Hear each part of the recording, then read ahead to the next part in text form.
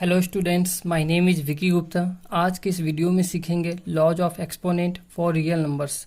आइए सबसे पहले कुछ एक्सप्रेशन को सिंप्लीफाई करके समझते हैं।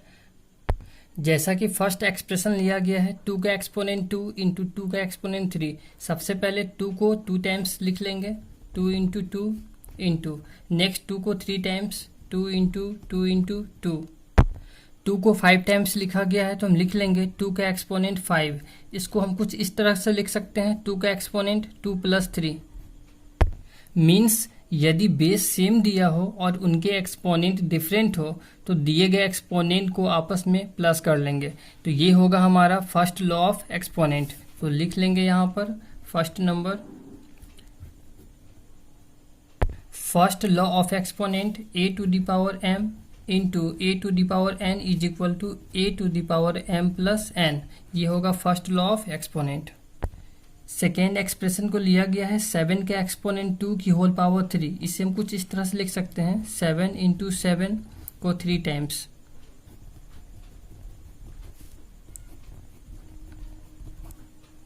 जैसा कि 7 को 6 टाइम्स एक्सप्रेस किया गया है तो यहाँ लिख लेंगे 7 to the power 6 is equal to, इसे हम कुछ इस फॉर्म में लिख सकते हैं 7 टू द पावर 2 इंटू 3। इस केस में अगर इस फॉर्म में एक्सपोनेंट दिया हो तो आपस में क्या होंगे, पावर मल्टीप्लाई हो जाएंगे। तो जैसा कि यहाँ पर मैंने दिखाया है तो ये हो जाएगा second law of exponent, a to the power m का whole n is equal to a to the power m into n।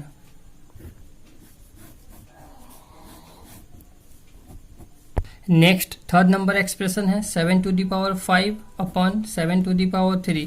इसे हम कुछ इस तरह से लिख सकते हैं 7 को 5 टाइम्स तो 2 3 4 एंड 5 टाइम्स। नीचे में 7 को 3 टाइम्स। इससे ये क्या होगा, कैंसिल हो जाएगा। देन जो बचेगा 7 टू द पावर 2। इसे हम कुछ इस तरह से लिख सकते हैं 7 to the power 5 minus 3। This is called third law of exponent. तो लिख लेंगे थर्ड लॉ ऑफ एक्सपोनेंट। यदि a to the power m upon a to the power n दिया हो तो a to the power m minus n।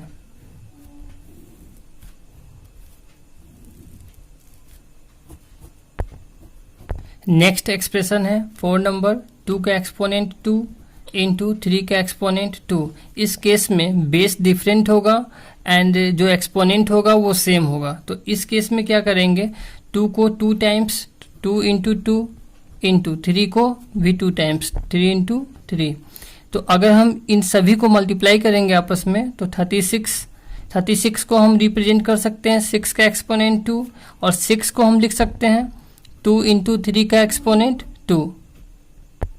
Means यदि base different हो और एक्सपोनेंट सेम हो तो हम उसे कुछ इस तरह से रिप्रेजेंट कर सकते हैं। इसे कहेंगे फोर्थ लॉ ऑफ एक्सपोनेंट। तो लिख लेंगे फोर्थ लॉ ऑफ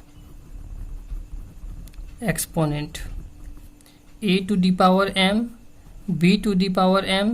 यहाँ बेस डिफरेंट है बट एक्सपोनेंट सेम है तो हम इसे कुछ इस तरह से रिप्रेजेंट कर सकते हैं। ये हो जाएगा fourth law of exponent. Next एक इम्पॉर्टेंट रिजल्ट है जिसे आप ध्यान से समझेंगे। यदि a to the power 1 is equal to a, then a to the power 0 is equal to what. Solution आइए इसे समझते हैं। अब यदि हम a to the power m को क्या लिख सकते हैं, a to the power m, क्योंकि यहाँ पे मैंने क्या लिखा a to the power 1 is equal to a, तो हम लिख सकते हैं a to the power m is equal to a to the power m। अगर हम a to the power m को इस a to the power m को अगर डिवाइड के फॉर्म में लिखें तो यहाँ क्या बच जाएगा 1। और इस फॉर्म को हम कुछ इस तरह से लिख सकते हैं a to the power m minus m is equal to 1। और a to the power m minus m क्या हो जाएगा, a to the power 0 is equal to 1।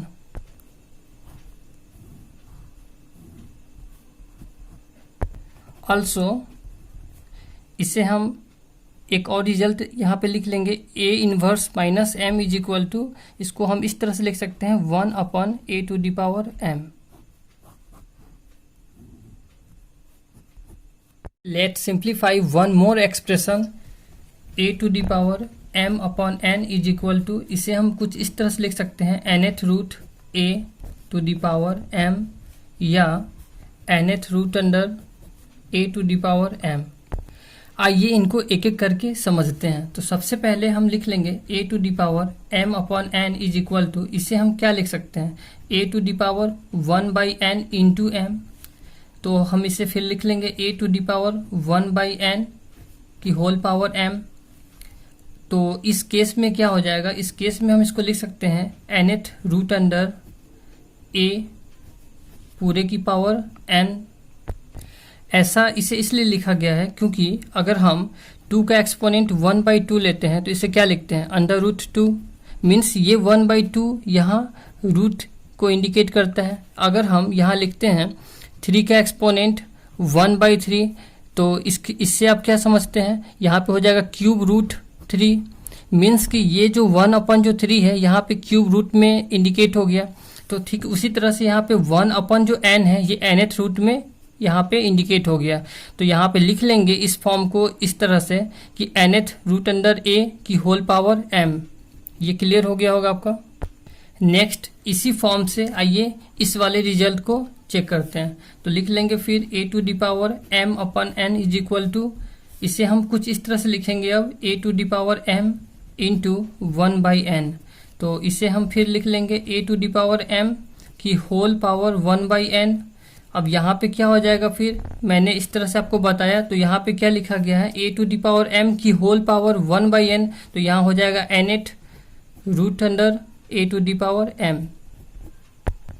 ये सभी लॉ ऑफ एक्सपोनेंट बहुत ही महत्वपूर्ण है। आप इन सभी लॉ पर बेस्ड क्वेश्चन बना लेंगे। Thank you.